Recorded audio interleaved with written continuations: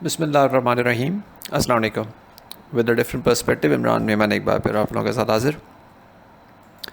आज के सेशन में अगर हम बात करें तो जिस सपोर्ट और रेजिस्टेंस का हमने ज़िक्र किया था, इंडेक्स ने उसी रेंज में मूव करते हुए एक रोलर कोस्टर राइड विटनेस किया और eventually bulls remained victorious for the third consecutive session.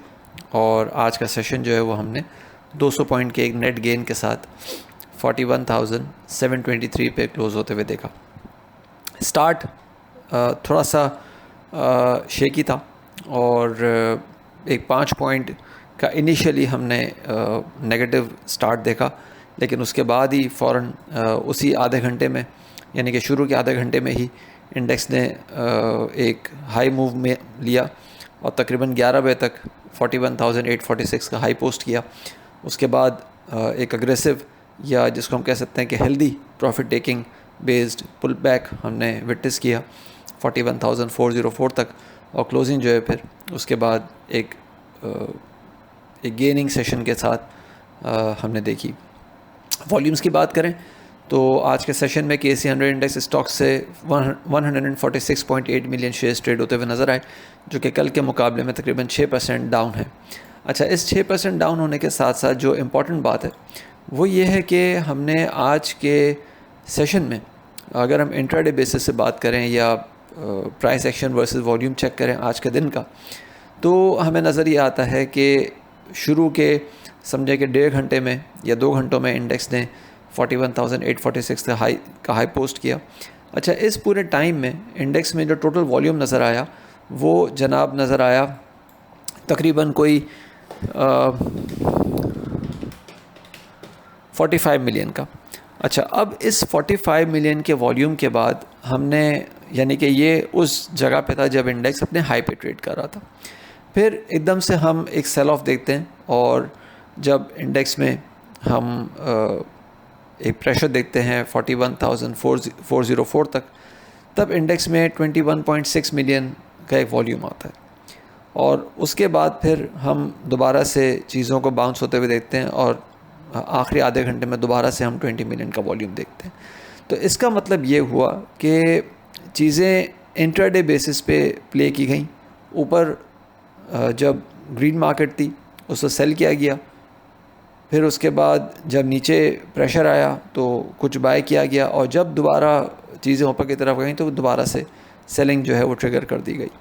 तो हमने अगर आज के सेशन को कंक्लूड करें तो हमें किसी किस्म का कोई चेंज ऑफ हैंड्स नज़र नहीं आया। It was just more of intraday play, more of an intraday play, जिसमें ज़ाहिर है फिर इस तरह की जब रेजिस्टेंस पे चीज़ें चल रही होती हैं तो नज़र यही आता है कि जो स्मार्ट मनी है वो थोड़ा सा साइडलाइन हुई हुई है, और जो अग्रेसिव प्लेयर्स हैं या इंट्राडे प्लेयर्स हैं या इसको हम कह सकते हैं कि ग्रीडी मनी है वो सिर्फ प्ले कर रही होती है।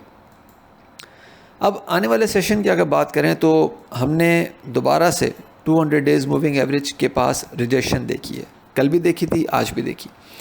इन दोनों बेसिस पे, और अच्छा ये अगर 200 डेज़ मूविंग एवरेज की अगर हिस्ट्री बयान करूं तो मैंने काफ़ी सेशंस, मैंने नवंबर में भी इसकी हिस्ट्री बयान की थी 200 डेज़ मूविंग एवरेज की, अगस्त में भी की थी, उससे पहले अप्रैल में भी की थी। अच्छा, अब मैं अगर इनके इवेंट्स की बात करूं तो अप्रैल 2022 में हम जब नो कॉन्फिडेंस मोशन कामयाब हुआ तो इंडेक्स ने 200 डेज़ मूविंग एवरेज के ऊपर एक ब्रेक लिया, यानी कि उसको ब्रेक किया, और तकरीबन अगर हम काउंट करें तो तकरीबन 5 सेशंस उस ब्रेकआउट के ऊपर इंडेक्स रहा और उसके बाद स्पीडी फॉल हमने फ़ौरन देख लिया, यानी कि 5 सेशंस तक इंडेक्स एक अपसाइड मोमेंटम में रहा। उसके बाद 200 डेज मूविंग एवरेज के ऊपर ही रहा, लेकिन उसके बाद जो 3-4 सेशन हमने देखे वो नेगेटिव देखे, और इवेंचुअली फिर तकरीबन समझें कि कोई अगर हम 12 अप्रैल से 27 अप्रैल तक इंडेक्स 200 डेज़ मूविंग एवरेज के ऊपर रहा, और उसके बाद फिर एक स्पीडी फॉल हमने ट्रिगर होते हुए देखा। उसके बाद हमने कोई भी सेशन इंडेक्स को 200 डेज़ मूविंग एवरेज के ऊपर सस्टेन करते हुए नहीं देखा। इस अप्रैल 2022 से पहले जो आखिरी मरतबा 200 डेज़ मूविंग एवरेज के ऊपर हमने मूव देखी थी वो अक्टूबर के लास्ट हफ्ते से लेके नवंबर के पहले 10 दिनों में देखी थी, और ये वो टाइम था जब कोल प्राइसेस शार्पली फॉल हुए थे और इंडेक्स में हमने या मार्केट में हमने एक एक्साइटमेंट देखी थी based on the cement stocks.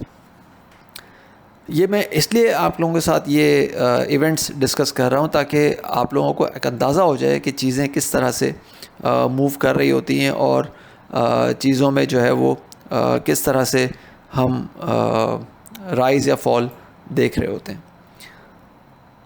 तो अक्टूबर और नवंबर में हमने कोल प्राइसेस के बेस पे एक स्पार्क देखा, लेकिन वो जल्दी ख़त्म हो गया और एक स्पीडी फॉल देखा फिर हमने। उसके बाद जनाब जनवरी और फरवरी 2022 में दोबारा से सर्कुलर डेट की बातें होना शुरू हो गई थी।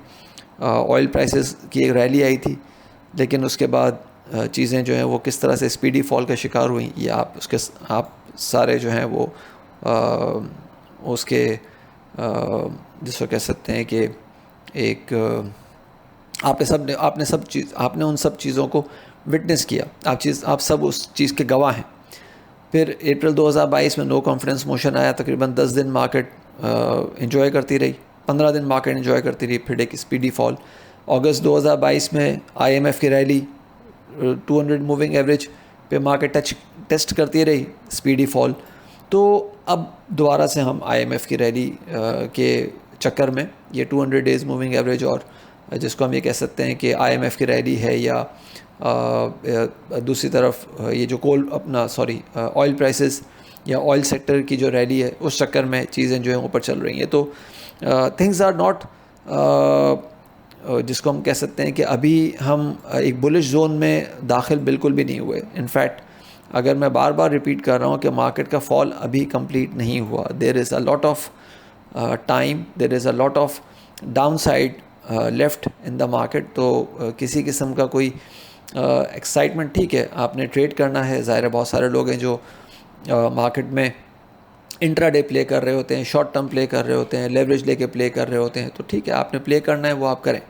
लेकिन द पॉइंट इज़ कि market has not completed it's fall yet, अभी चीज़ें बहुत बाकी हैं। इसलिए थोड़ा सा आपने कॉशियस अप्रोच के साथ चीज़ों को देखना चाहिए।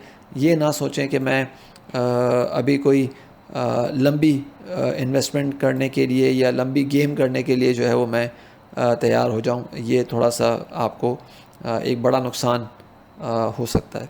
तो इसलिए just adopt cautious approach at current levels.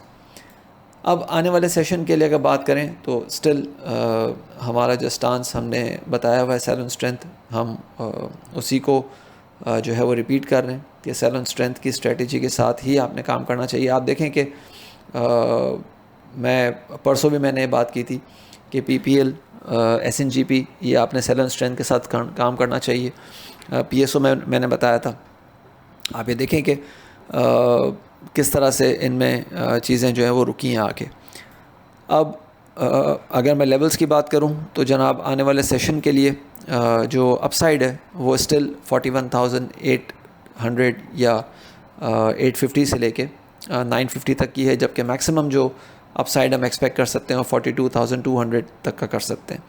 Downside पे जो एक सपोर्ट है इंट्राडे बेसिस पे वो 41,350 या 360 की है। लेकिन अगर 41,070 के नीचे चीज़ें रहती हैं तो फिर सेलिंग प्रेशर हम एग्रीवेट होते हुए देख सकेंगे 40,860 से 40,650 के बीच। अपना ख्याल रखिएगा, अपनी राय से प्लीज़ ज़रूर आगाह कीजिएगा। थैंक यू, अल्लाह हाफ़िज़।